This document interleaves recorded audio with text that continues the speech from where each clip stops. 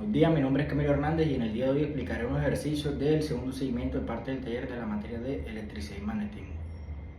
En el presente ejercicio de física electromagnética se aborda el cálculo del potencial eléctrico generado por una parte específica de un disco cargado. El planteamiento inicial del problema nos indica un disco de radio 35 centímetros. Se encuentra cargado de manera superficial en uno de sus lados con una densidad de carga superficial igual a 125 U sobre m.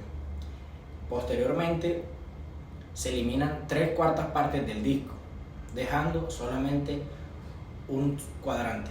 El objetivo del ejercicio consiste en determinar el potencial eléctrico en cierto punto P, el cual se encuentra ubicado sobre un eje central, que estamos en el disco original, claro, pero a una distancia de 42 centímetros desde el centro de este. El problema no solo implica la correcta aplicación de las fórmulas fundamentales, sino que también del electromagnetismo clásico y también una adecuada interpretación física de cómo se comporta el potencial eléctrico cuando las condiciones de simetría cambian. El análisis que llevaremos a cabo estará considerado en los principios básicos de cálculo potencial debido a sus distribuciones de carga de manera superficial. En el planteamiento del problema lo que tenemos es, a partir de la información dada, identificamos los siguientes datos. Tenemos que el radio es igual a 35 centímetros, la unidad que vamos a manejar son metros, entonces convertimos a metros que serían 0.35 metros. Ahora, la densidad superficial de carga que manejamos es 125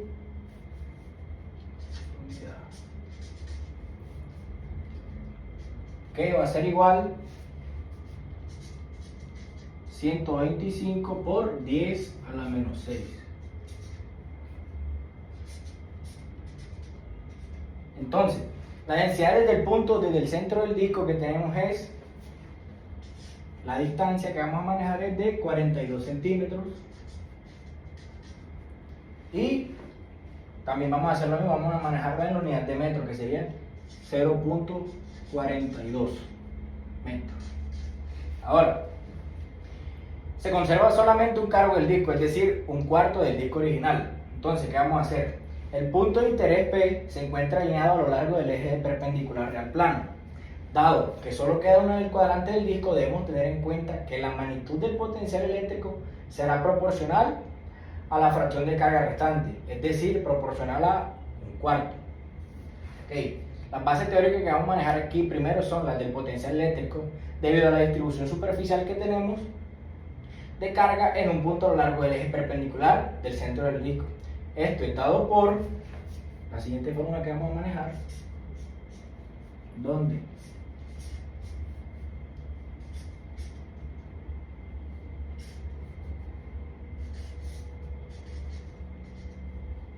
más la distancia al cuadrado menos la distancia inicial.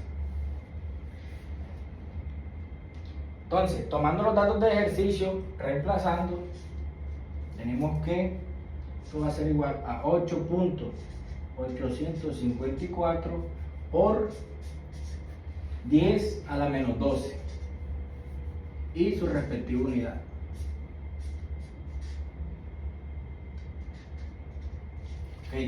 En el caso de que solo tengamos un cuadrante, el potencial será reducido a un factor de un cuarto. Es importante mencionar esto porque el potencial eléctrico es una cantidad escalar, por lo que aunque el cuadrante tenga menos carga, su contribución en el eje central simplemente se escala a la proporción de carga restante.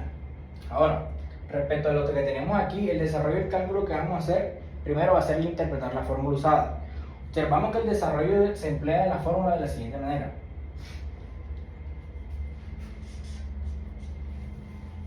Que va a ser igual a un cuarto que un cuadrante que estamos manejando por la fórmula.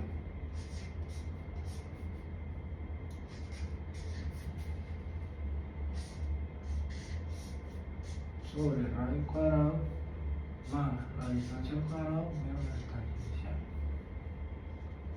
inicial. Lo que vamos a hacer ahora es evaluar esta formulita de aquí. La vamos a evaluar. Entonces, calculamos primero el cuadrado más d cuadrado, que son estas dos, de la siguiente manera.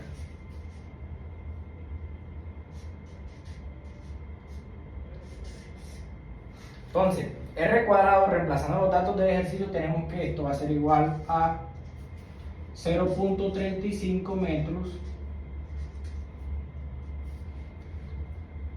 que va a ser igual en metros cuadrados a 0.1225 metros cuadrados.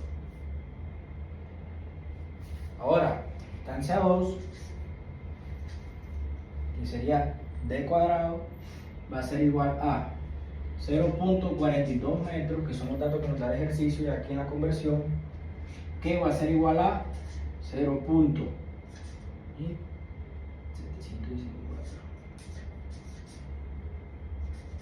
con su respectiva unidad. Entonces, posteriormente, si igualamos esto a la una raíz cuadrada, el resultado que nos va a dar es 0.5467 metros. Miren el dato de este cuento. El valor que representa la diferencia de la distancia radial combinada y la distancia directa al punto P va a ser igual a 0.5467, el dato que acabamos de tomar, menos 0.42, que esto va a ser igual a 0.1267 metros. Okay.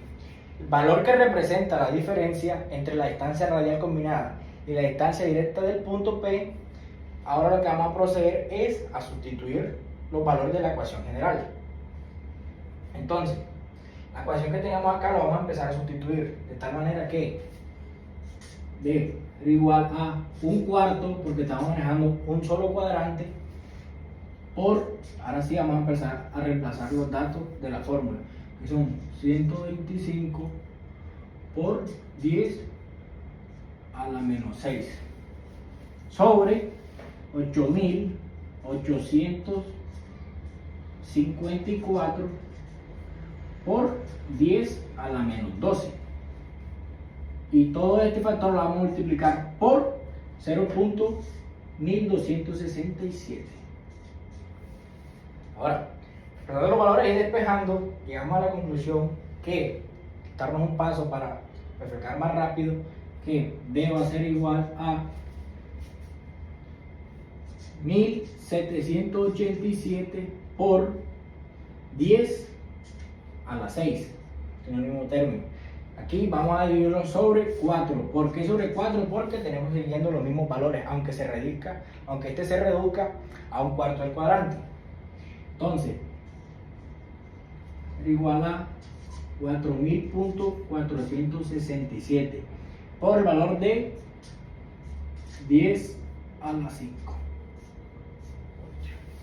Entonces, el resultado mostrando en la imagen, sin embargo, se registra el valor de B va a ser igual 2.23 por 10 a la 5 con sus respectivas. Entonces, el resultado obtenido indica que el potencial eléctrico en el punto P debido al cuadrante del disco cargado es de aproximadamente 223.000 voltios. Este alto valor se debe a la considerada densidad de carga superficial que tenemos aplicada originalmente y a la corta distancia entre el disco y el punto de evaluación. Al eliminar 3/4 partes del disco, reducimos el potencial en proporción directa a la carga restante. Dado que el potencial es una magnitud escalar y no vectorial, eso hay que tenerlo en cuenta, por lo que nos anulan los componentes. Entonces, considerando la simetría del electromagnetismo, si el disco completo estuviera presente, la simetría del problema haría que todas las cargas contribuyeran de manera radialmente simétrica, pero el potencial sería simplemente el del disco completo. Al conservar únicamente un cuadrante, se pierde esta simetría por el potencial de escalar. Entonces, se considera únicamente la fracción proporcional de carga, simplificando enormemente el cálculo. No obstante, si el lugar de potencial es el problema, hubiera requerido calcular el campo eléctrico completo de la situación, sería un poco más complejo, ya que el campo sí es un vector y la pérdida de simetría afectaría tanto a la dirección como a la magnitud. Ok, a continuación vamos a explicar un segundo ejercicio del taller y el cual va a basar en lo siguiente que voy a explicar. Entonces, el ejercicio que tenemos plantea una situación muy interesante. Esta nos permite entender conceptos fundamentales de la física eléctrica, especialmente en el área que estamos manejando, que es la corriente y la densidad de corriente en conductores. Este tipo de problemas son muy comunes cuando queremos analizar qué sucede al unir dos materiales distintos que conducen electricidad y cómo se comportan frente a estas propiedades eléctricas. El planteamiento inicial del problema, lo que vamos a hacer primero, veámonos con qué calma que nos está diciendo este problema. Entonces, dice, tenemos dos alambres, uno de cobre, uno de aluminio. Ambos están conectados entre sí, es decir, que por el alambre de cobre después continúa el trayecto por el alambre de corriente, el alambre de aluminio. Nos dice que el alambre de cobre tiene un diámetro de 0.050 centímetros y una longitud de 3 metros. Además, nos proporciona la densidad de portadores de carga en el cobre, que es un dato muy importante. Su valor es de 8.5 por 10 a la 28 electrones por metro cúbico. Por otro lado, un alambre de aluminio tiene un diámetro de 0.010 centímetros, considerablemente más delgado que el de cobre. Su densidad de portadores de carga también proporcionada es siendo 6.02 por 10 a la 28 electrones por metro cúbico. Es decir, aunque ambos materiales son buenos conductores, sus características a nivel microscópico, o sea, cuando hablamos del número de electrones disponibles para transportar las cargas, son diferentes. La corriente circula a través de estos dos alambres, es de 0,4 amperios, esa es la corriente. La pregunta que nos hace el ejercicio, ¿cuál es? ¿Cuál es la razón entre la densidad de corriente en el cobre y la densidad de corriente en el aluminio? Respecto a este tema, los conceptos claves que vamos a necesitar entender antes de analizarlo y resolver este ejercicio, es importante tener claro algunos conceptos como lo son, que es la densidad de corriente. Esta se representa usualmente como J, como lo haremos en este ejercicio, y no es más que la cantidad de corriente que pasa por una unidad de área perpendicular al flujo de corriente. En palabras más simples, mientras que la corriente es cuánta carga pasa en un segundo, la densidad de corriente nos dice qué tan concentrada está esa corriente en un respectivo área determinada.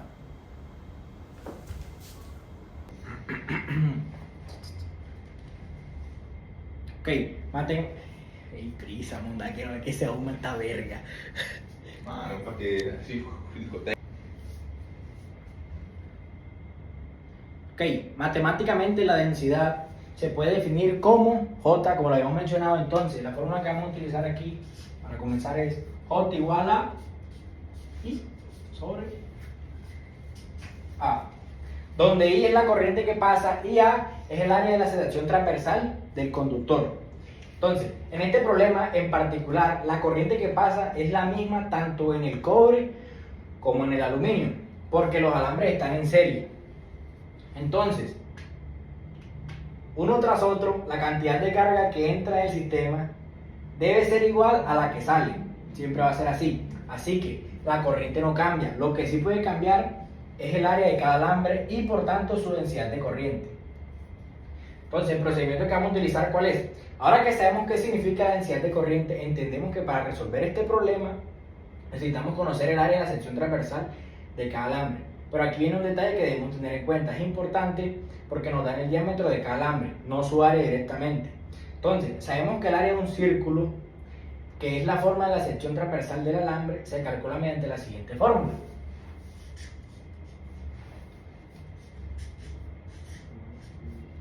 Cuadrado sobre 4. Entonces, ¿dónde deja el diámetro del círculo? Por lo tanto, nuestro primer paso será convertir esos diámetros a metros y luego calcular el área de cada sección transversal. Entonces, en la conversión de unidades, lo primero que vamos a hacer, los diámetros dados en estos centímetros, para trabajar en el sistema internacional de unidades necesitamos convertirlos a metros. Entonces, ¿qué nos dan? El primer diámetro que nos dan es 0.050 centímetros. Vamos a pasar a metros, que sería por 10 a la menos 4 metros. Y para el alambre de aluminio lo que tenemos es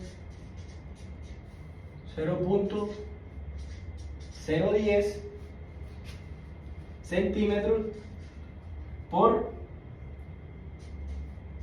10 a la menos 4 metros. Entonces, Entonces simplemente es aplicar la conversión estándar de centímetros a metros, que consiste en dividir entre 100. Ahora, usando la fórmula del área del círculo, calculamos las áreas. Entonces, tenemos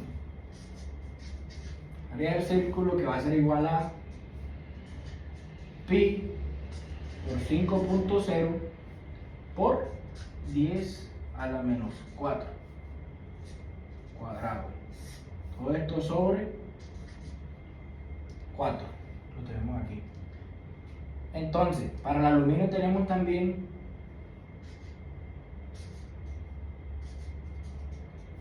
pi por 1.0 por 10 a la menos 4 cuadrado sobre 4 nuevamente. Si realizamos la operación entre los paréntesis, primero elevando al cuadrado cada diámetro, tenemos que 5 por 0 a la 10 a la menos 4 cuadrado nos da igual a 25.0 por 10 a la menos 8, que eso va a ser igual a 2.5 por 10 a la menos 7.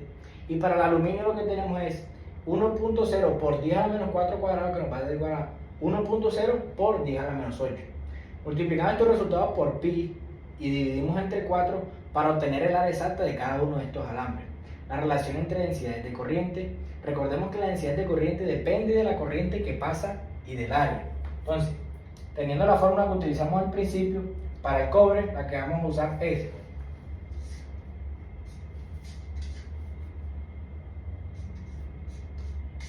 sobre cobre. Y para el aluminio, lo mismo, sobre aluminio. Entonces, pero el problema nos pide encontrar los valores individuales del aluminio y del cobre, sino la razón entre ellos, es decir,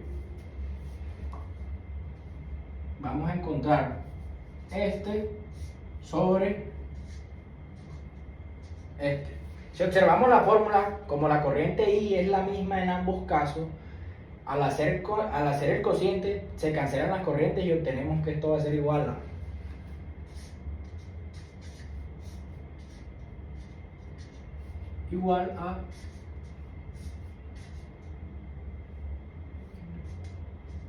CU.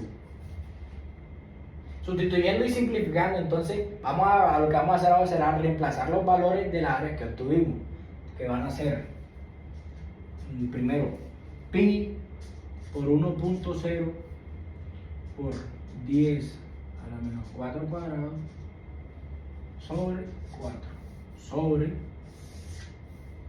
pi por 5.0 por 10 a la menos 4 igual al cuadrado sobre 4.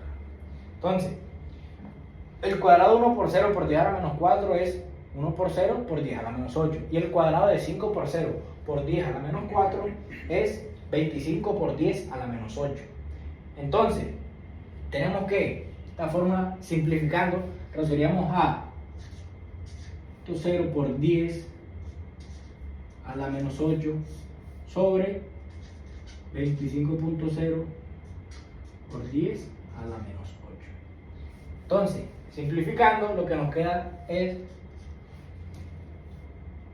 1 sobre 25. Este resultado nos dice que la densidad de corriente en el cobre es 25 veces menor que la densidad de corriente en el aluminio. Esto tiene todo el sentido del mundo, pues si pensamos que el alambre del aluminio es muchísimo más delgado que el de cobre, cuando una área de sección transversal es pequeña, la corriente tiene menos espacio para fluir, así que debe concentrarse más, es decir, la densidad de corriente aumenta. En cambio, en el alambre de cobre, como su sección transversal es más grande, la corriente se distribuye más y por tanto su densidad de corriente es mucho menor.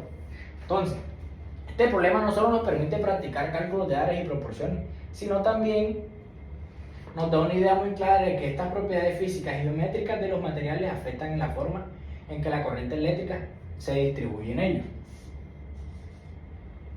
En aplicaciones reales estos conceptos son cruciales. Por ejemplo, cuando diseñamos cables para líneas eléctricas o circuitos electrónicos, debemos tener en cuenta tanto el material como el diámetro del cable para evitar sobrecalentamientos entre estos.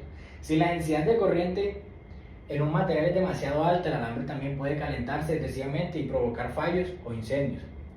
Entonces, por ejemplo, en este ejercicio realizamos muchos aspectos como vemos. La corriente que pasa por ambos alambres es la misma.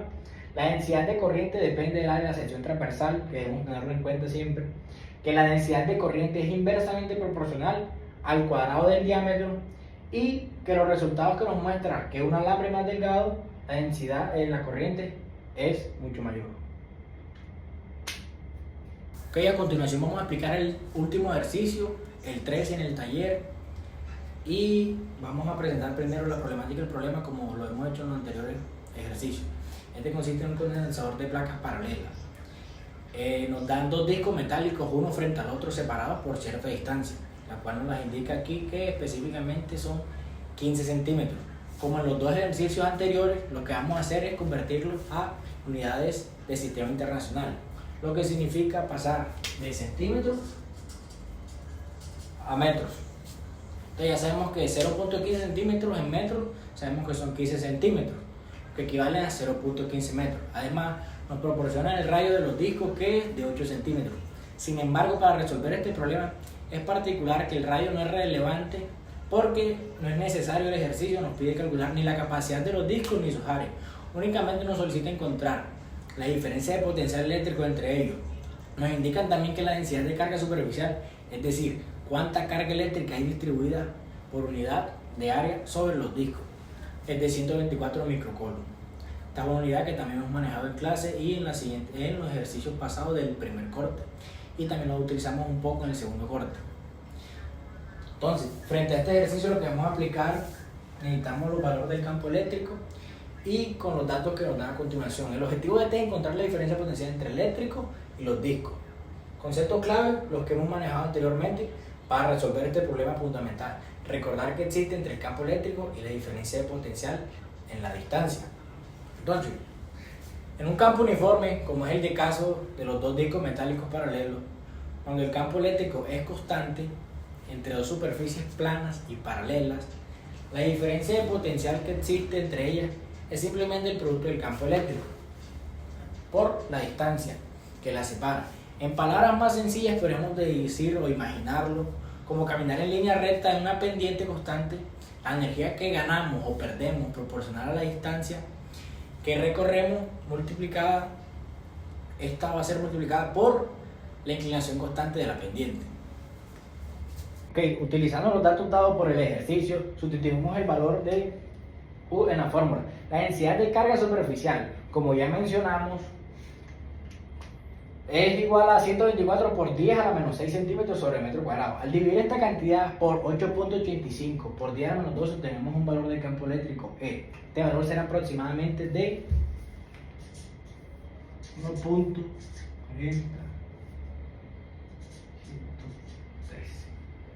Y su respectiva unidad por 10 7, lo que significa que cada coulomb de carga colocado entre los discos sentirá una fuerza de 1.4 por 10 a la 7 newtons, dirigida de manera perpendicular a las placas. Entonces, el segundo paso que vamos a utilizar para calcular la diferencia de potencia, ahora que conocemos el campo eléctrico, podemos encontrar la diferencia de potencial multiplicado este campo por la distancia que separa los discos. Sabemos que la distancia es 0.15 metros, que ya hicimos la conversión, por lo que simplemente multiplicamos la fórmula, que sería B igual a E por D. ¿Dónde? Cuando hacemos la multiplicación, el resultado es aproximadamente 2.10 por 10 a la 6 voltios. Interpretando el resultado, el valor puede parecer enorme y efectivamente lo es, pero estamos hablando de una diferencia de potencial de 2 millones de voltios en aplicaciones reales. Una diferencia potencial tan alta que solo se encuentra en equipos especializados, como los aceleradores de partículas o ciertos experimentos de laboratorio. En la vida diaria, los condensadores que usamos en aparatos electrónicos manejan diferencias de potencial de unos cuantos voltios o decenas de voltios, no millones. Sin embargo, este ejemplo es ideal para entender cómo la densidad de carga superficial y la separación entre placas afecta directamente la cantidad de energía potencial que pueden almacenarse entre los conductores.